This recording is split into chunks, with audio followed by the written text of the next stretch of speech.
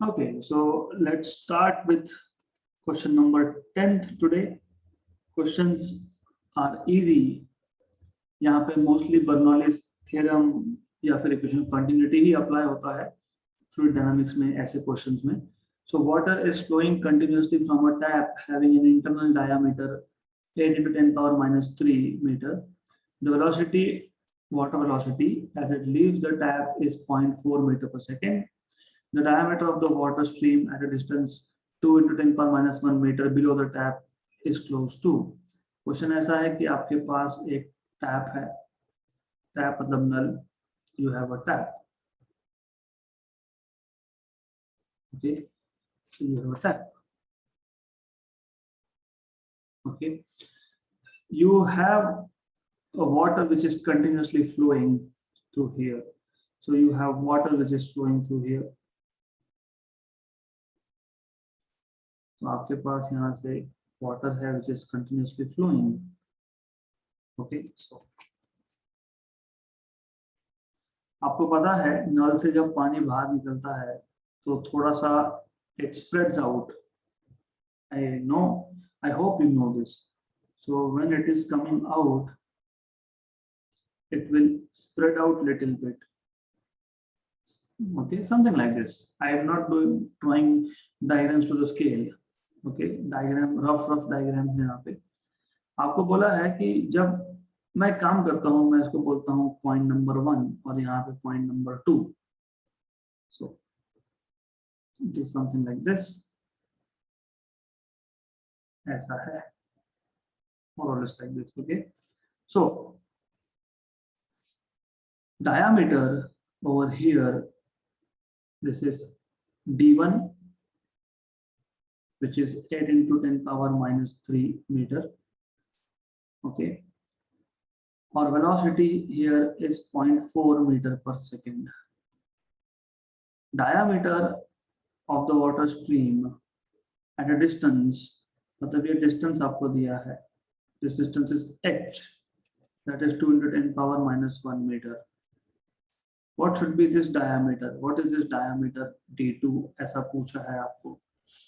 तो first of all, अगर आपको यहाँ पे diameter d2 निकालना है तो कौन सा फॉर्मूला अप्लाई करना है? That is what matters a lot. यहाँ पे आपको equation of continuity and Bernoulli's equation दोनों ही अप्लाई करने पड़ेंगे क्योंकि fluid is in motion. Fluid जब मोशन में होता है तो most of the times you have to apply Bernoulli's equation and equation of continuity. अब वेलोसिटी v2 मतलब सेकेंड पॉइंट पे वेलोसिटी निकालना है अगर हमको तो बर्नौलीज इक्वेशन से भी होता है या फिर काइनेमैटिक्स के इक्वेशन से भी होता है. काइनेमैटिक्स के इक्वेशन से थोड़ा इजी वे में होता है. तो what do you know is you know v square equal to u square plus 2as. तो v2 square is equal to v1 square plus 2gh.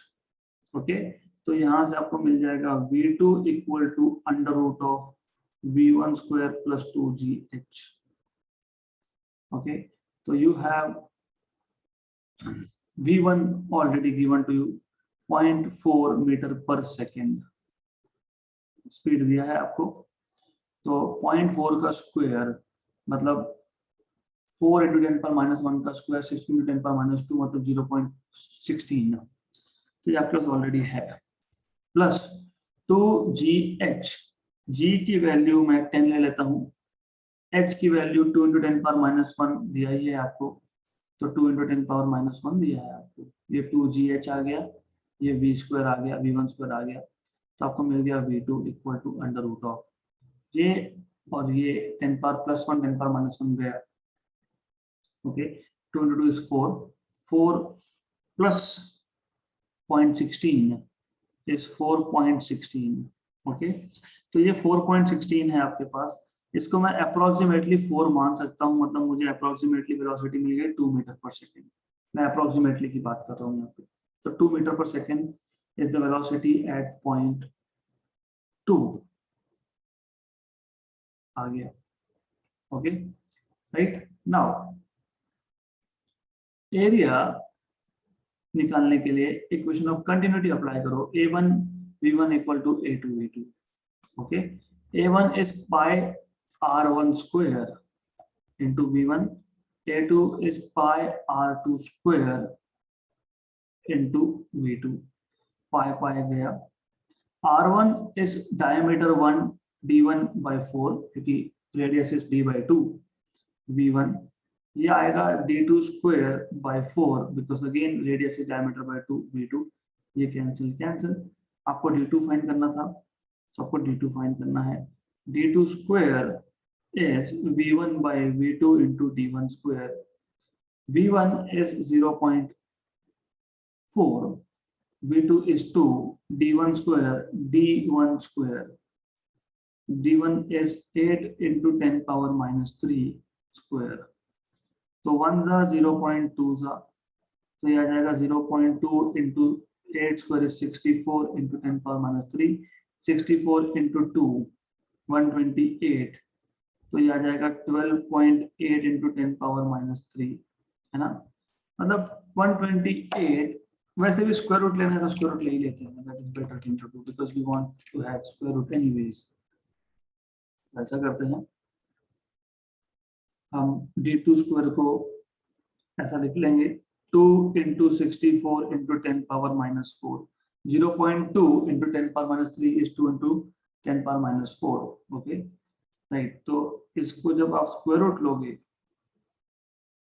तो रूट ऑफ 2, 64 का रूट इज 8, 10 पर माइनस 4 का root is 10 पर minus 2, 8 root 2, 8 into 1.4 है ना, 1.4 square root of 2, 8 into 1.4, 14 8 जा, 140 में से 28 गए, तो 112, 11.2 into 10 पर माइनस 2, ऐसा कुछ आंसर आएगा। तो कैलकुलेशंस एक बार चेक करने पड़ेंगे प्रोबेबली, क्योंकि maybe calculations are somewhere wrong, हो सकता है, बट बाकी चीजें तो सही है। So other things are all good, so maybe somewhere I have done some kind of wrong calculations, so no issues with that, वो आप एक बार देख लो कहाँ पे क्या गलती हुई है, otherwise things are good, okay, otherwise things are correct, so just check it once। v1 0.4, v2 is 2, pi cancel कर दिया था हमने, तो v1 by v2 d1 square, ये भी करेक्ट है, d1 is 8 into 10 power minus 3 का स्क्वायर, ये भी करेक्ट है, 16 8 square 64 into 0.2, that is also correct, 64 to 128, उसका square root 8 into root 2, 1.4, so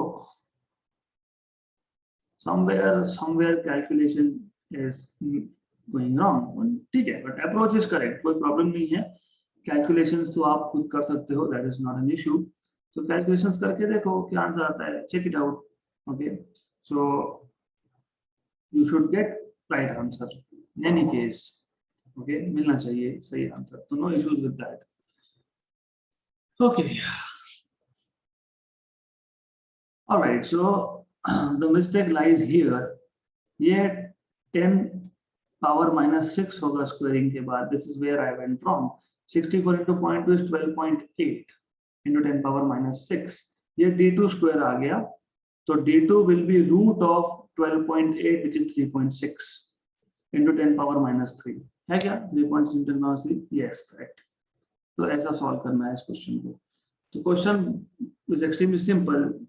देखो क्या होता है, जब टैप में से पानी निकलता है, या तो वो स्प्रेड होगा या तो वो श्रिंक होगा, तो यहाँ पे श्रिंक का केस है, क्यों, क्योंकि जब टैप का डायमीटर 8 into 10 पर माइनस 3 है और पानी थोड़ा नीचे आने के बाद उसका डायमीटर हो गया 3.6 into 10 पर माइनस 3, मतलब कम हो रहा है in short, okay, so doesn't matter really, so you just have to find out what is diameter, तो you can find out diameter d2।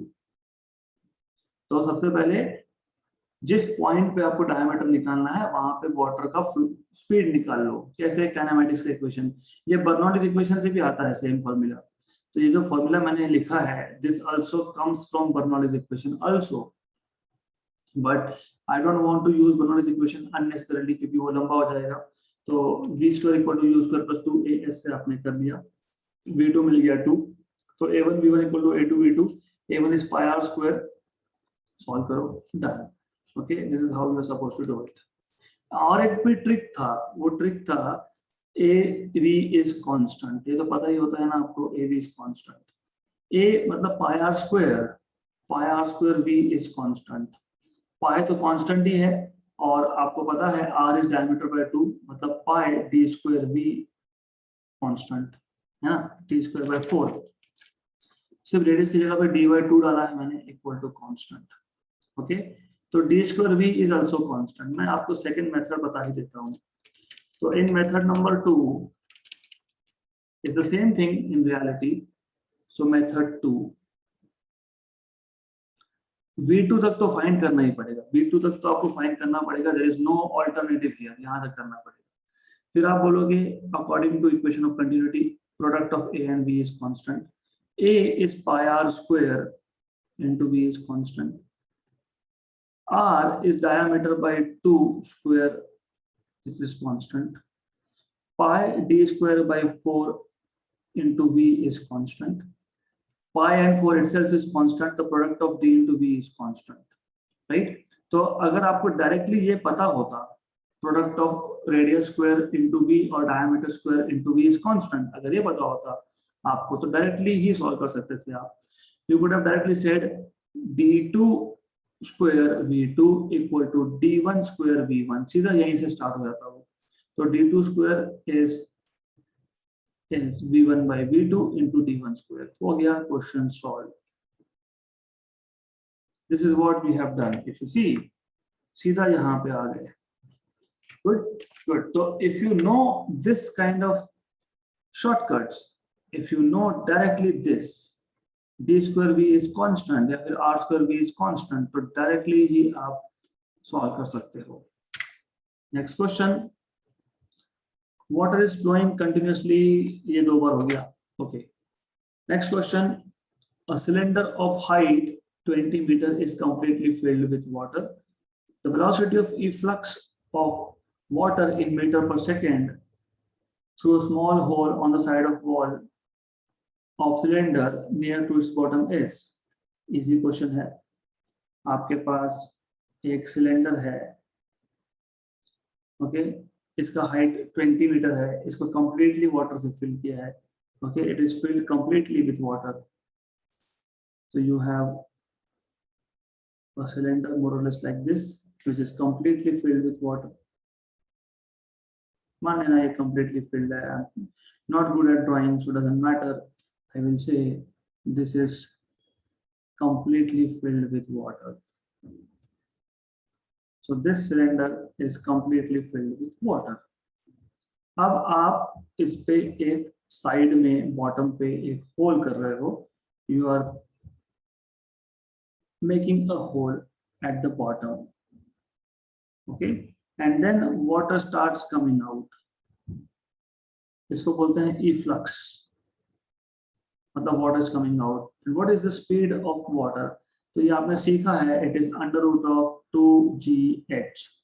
You already know this, where h is the depth of hole from the free surface of liquid. तो liquid की free surface से hole तक का जितना distance होगा, that is h.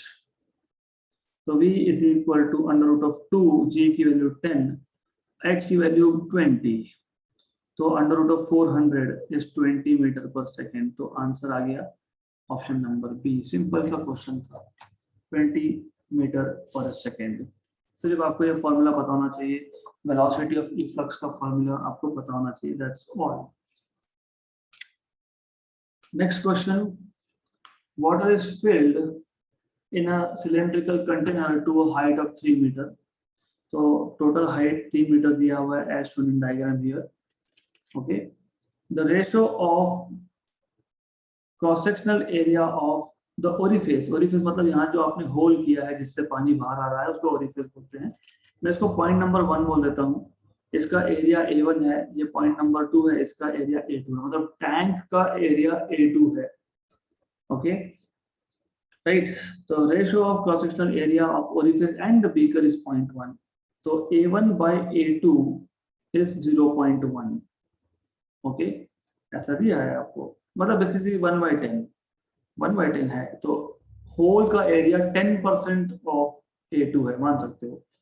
The square of the speed of liquid coming out from the orifice is, तो यहां से जो वाटर बाहर आ रहा है जिसका स्पीड v1 है उसका स्क्वायर पूछा है। Okay, so they are asking you what is v1 square, right. और ओरिफेस का आपको ग्राउंड से भी डिस्टेंस 52.5 सेंटीमीटर दिया है, राइट। तो इफ यू रिमेंबर फॉर्मूला, अगर फॉर्मूला याद नहीं होगा तो कोई प्रॉब्लम नहीं है। If you remember Bernoulli's equation, क्योंकि बर्नौलीज इक्वेशन से ही ये आता है, it comes from Bernoulli's equation only। Okay, अगर आपको याद होगा आप बोलोगे P1 plus half rho P1 square plus rho G H1 या फिर Y1 equal to P2 plus half rho V2 square plus rho G Y2। Okay, where P2 is pressure here, V2 is speed here, P1 is pressure here। अब ये tank open है, tank open है मतलब open to atmosphere है, तो pressure is atmosphere pressure. जब पानी whole से बाहर आएगा तो भी डायरेक्टली एटमॉस्फेयर में जाएगा, तो P1 is also atmospheric pressure. तो ये और ये यहाँ से कैंसल आउट हो जाएगा, so this is going to cancel out, right? This is what you need to know, of course ये आपको पता होना चाहिए। okay, then obviously you should know one more thing here। okay, तो आप क्या करेंगे, now you can write down this as half rho v1 square equal to rho g y1 rho g y2 minus rho g y1। मैं v2 square velocity of the water at the top of the tank, पानी का level कम होगा ना, अगर नीचे नल है, नल से पानी बाहर निकल रहा है, तो ऊपर टैंक का भी पानी का लेवल कम होगा, पानी का लेवल कम होगा मतलब वेलोसिटी ऊपर भी होगा। और हमने बोला था व्हाट डिड वी से, डेरिवेशन याद है आपको, हमने बोला था a1 v1 equal to a2 v2, हमने बोला था v2 is equal to a1 upon a2 times of v1, but a1 is very smaller than a2, मतलब a1 by a2 is roughly 0, मतलब v2 is roughly 0। ये हमने theory में सीखा है, मतलब the speed with which the level of water in the tank falls is very small, इसलिए इसको भी हमने 0 कर दिया था, if you remember। तो आपको आ जाएगा half rho v1 square, rho G common आ जाएगा यहाँ पे। Okay, this is somewhere we are making mistake, तो मैं बता रहा हूँ कि गलती कहाँ है, पहले गलती समझ लो फिर करेक्ट सॉल्यूशन देखेंगे हम लोग। रो जी y2 minus y1, तो half rho v1 square equal to rho G y2 is this, y1 is this, तो ये जो डिस्टेंस है ये है y1 minus y2 या y2 minus y1, whatever it is, this is h, और ये h आप फाइंड कर सकते हो। Okay, you can find this thing. तो ये रो भी कैंसिल आ गया, तो v1 square is under root of 2gh, oops, v1 square is root of, not root of but just 2gh, ये तो हम वैसे भी फाइंड कर सकते थे। लिक्विड का जो स्पीड है कमिंग आउट फ्रॉम ओरिफिस, फिर पिछले क्वेश्चन में क्या किया, वही तो किया, फिर डिफरेंस क्या हुआ, देयर इज अ डिफरेंस। तो इसलिए मैंने बताया कि गलती कहाँ होती है, पहले देख लो।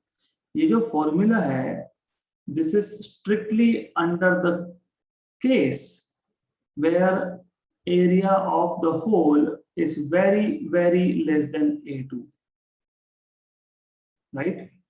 तो ऊपर टैंक का जो एरिया है वो बहुत बड़ा है, नीचे होल का एरिया बहुत छोटा है, उस केस में ये आता है। हमारे पास A1/A2 का रेशो दिया है, तो ये फॉर्मूला अप्लाई नहीं करना है। तो this is what you need to understand at the first place. तो यहाँ पे ये जो आपने V2 स्क्वायर को 0 लिखा, ये नहीं चलेगा।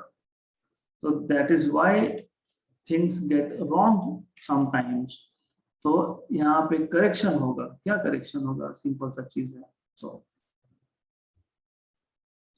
you will have to write down this correction over here, minus half rho V2 square। ऐसा करना पड़ेगा यहाँ पे। इसका मतलब यहाँ पे आएगा half rho common, V1 square minus V2 square, rho G Y2 minus Y1। Okay right. तो इसको सिर्फ मैंने नोमेनक्लेचर उल्टा कर दिया, doesn't matter, Y2 minus Y1। Okay, तो रो रो कैंसिल। ओके, तो V1 square minus V2 square equal to 2G Y2 minus Y1। What is Y2? 3 meter. What is Y1? 52.5 centimetre. Okay, तो इसको भी मीटर में कन्वर्ट करो या फिर इसको सेंटीमीटर में कन्वर्ट करो। 3 मीटर इज 300 मीटर, 300 सेंटीमीटर। तो 300 centimetre that is Y2। Y1 is 52.5। इन दोनों को सबट्रैक्ट करना पड़ेगा आपको। You have to subtract this to get H। Okay, this is what you are supposed to do. इसको सबट्रैक्ट कर दो दोनों को। तो 300 में से 50 गए, 250, 248, 270, 247.5 सेंटीमीटर आ जाएगा। तो दिस इज 247.5 सेंटीमीटर, मतलब 2.475 मीटर। तो Y2 माइनस Y1 आपके पास आ गया। But according to equation of continuity, A1 V1 equal to A2 V2, मतलब V2 is equal to A1 by A2 times of V1। ये भी सब्स्टिट्यूट कर दो। therefore V1 square minus A1 by A2 into V1 का whole square. 2G Y2 minus Y1 is 2.475। तो यहाँ से V1 square common निकाल लो, 1 माइनस A1 बाई A2 का होल स्क्वायर। 2G की वैल्यू 10 डाल देते हैं इंटू 2.475। इसको सॉल्व कर लो। V1 square equal to 2G 2 into 10। अच्छा, this is all correct, but मैं एक जनरल फॉर्मूला बना के दे देता हूँ, that will be helpful for you also. तो एक काम करते हैं, ये Y2 माइनस Y1 को हम लोग इक्वल टू H बोल देते हैं, तो ये आ गया 2GH। ओके, तो एक जनरल फॉर्मूला बना के दे देता हूं मैं, so it will be useful in other questions also. तो 2GH, तो V1 स्क्वायर आपके पास आ गया 2GH upon 1 minus A1 by A2 का स्क्वायर। हो गया फॉर्मूला रेडी। आपको स्क्वायर ही बोला है, the square of the speed, तो स्क्वायर ऑफ द स्पीड बोला है तो स्क्वायर ही फाइंड करना है।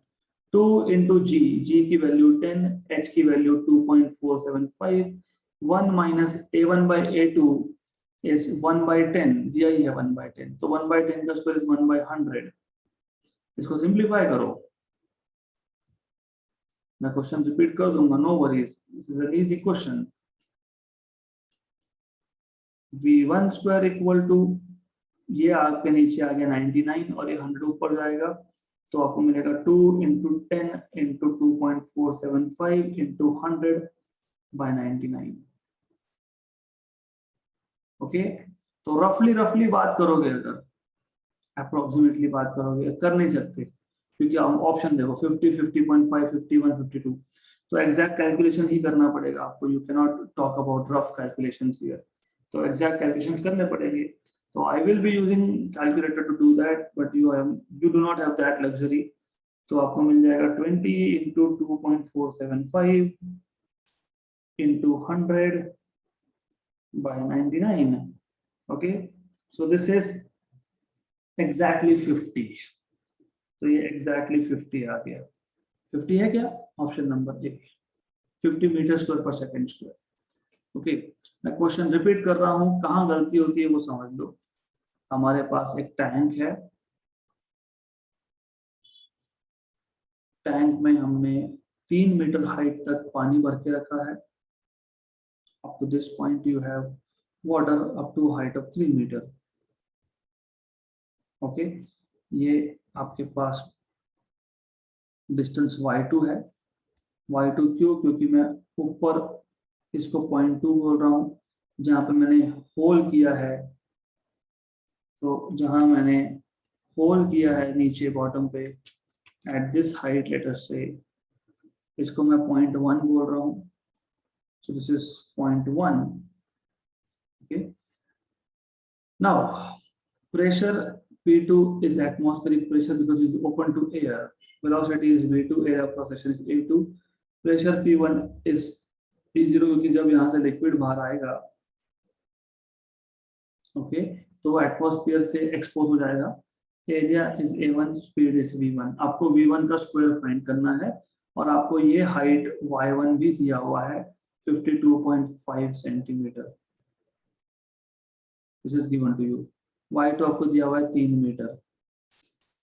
तो डायरेक्टली यहाँ पे v1 इक्वल टू √2gh नहीं चलेगा। क्यों नहीं चलेगा? क्योंकि यहाँ पे एरिया a1 by a2 का रेशो 0.1 दिया है, which is not approximately 0। Normally क्या होता है कि a1 is very very less than a2, मतलब a1 by a2 is very very less than 1, मतलब अप्रोक्सीमेटली 0। यहाँ पे वो केस नहीं है, तो यहाँ पे ऐसा नहीं चलेगा। तो यहाँ पे आपको क्या करना पड़ेगा? आपको यहाँ पे 0.1 और 0.2 पे बर्नौलीज प्रिंसिपल अप्लाई करना पड़ेगा। P1 plus half rho V1 square plus rho GY1 equal to P2 plus half rho V2 square plus rho GY2। P1 और P2 कैंसिल हो गया, राइट? फिर आपको मिल गया यहाँ पे, here what you have is half rho V1 square minus half rho V2 square equal to rho GY2 minus rho GY1. Okay, half rho common V1 square minus V2 square equal to rho G common Y2 minus Y1. इसको Y2 minus Y1 मतलब इतना distance है, इसको मैं h बोल देता हूँ। This is y2 minus y1 that is equal to h, let us say. तो रो रो तो कैंसिल हो गया, तो ये आ गया v1 square minus v2 square 2gh। तो आपको यहाँ पे इक्वेशन ऑफ कंटिन्यूटी अप्लाई करना पड़ेगा, which is a1 v1 equal to a2 v2। तो यहाँ से मिल जाएगा v2 is equal to a1 by a2 times of v1।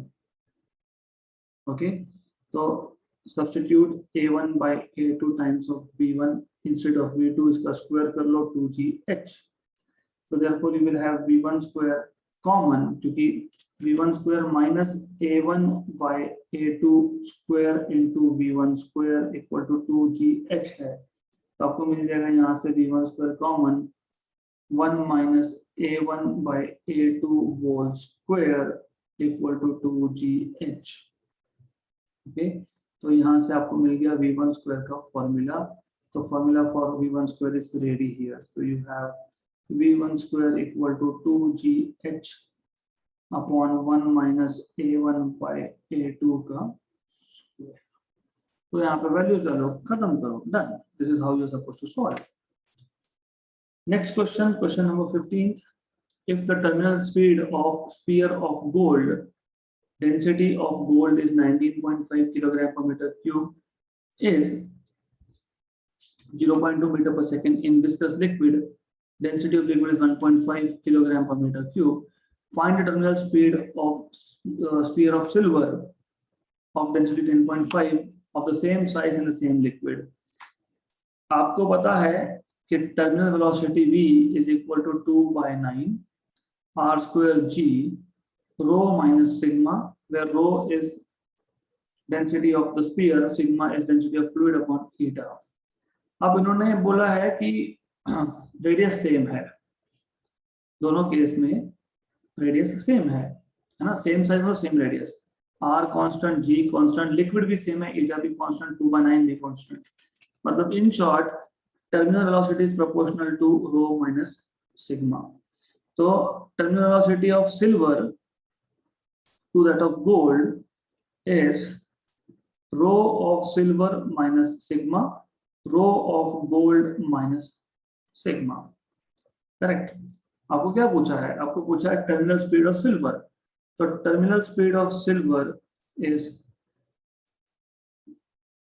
Row silver minus sigma upon rho gold minus sigma into terminal speed of gold, ऐसा आपको पूछा है। What is density of silver? Density of silver is 10.5, that of liquid is 1.5, that of gold is 19.5 and liquid 1.5. What is terminal speed of gold? 0.2. So 10.5 minus 1.5 is 9, 19.5 minus 1.5 is 18 into 0.2, 1s are 2s are 1s are 10s are. So this is 1/10, that is 0.1 meter per second. Option number B. Question खत्म। बहुत simple सा question था। There's nothing in this question, you just have to know basic formula of terminal speed. Next question, the top of a water tank is open to air and its water level is maintained. It is giving out 0.74 meter cube per minute water through a circular opening of 2 centimeter radius in its wall. The depth of center of the opening from the level of water in the tank is close to. मतलब यही question है ideally. So ideally the question is this same question. So I'll just take this diagram from here.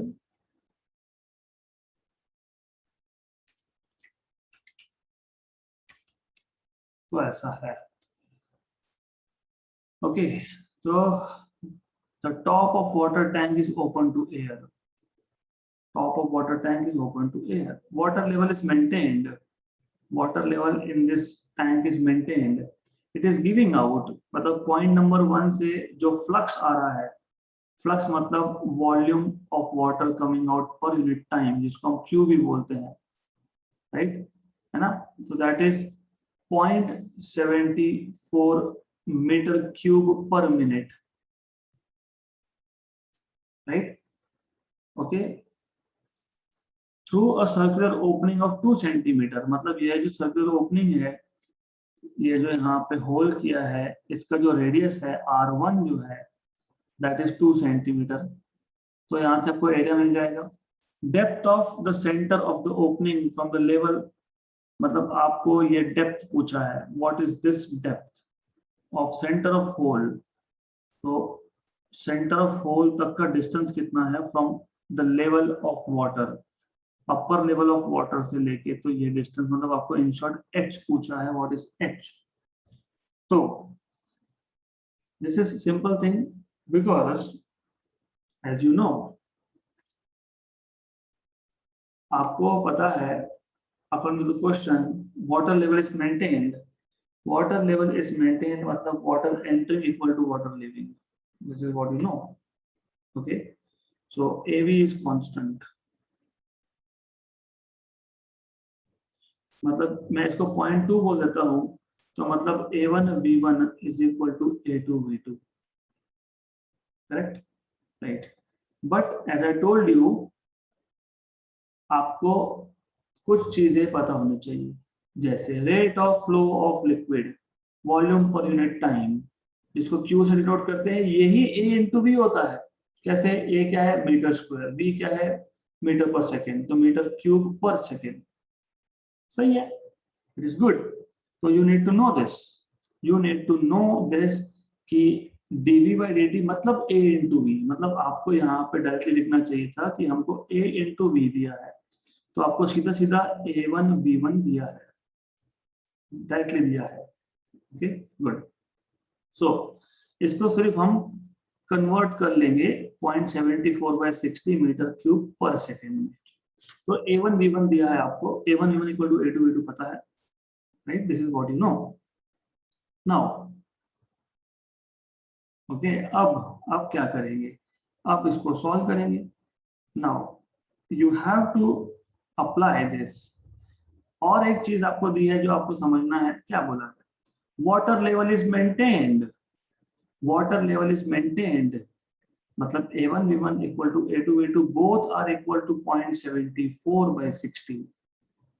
This is what they are telling you, correct? तो in any case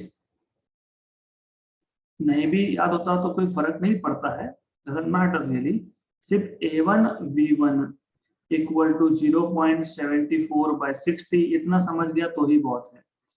A1 is pi R1 square, R1 दिया है into V1, okay, V1, right?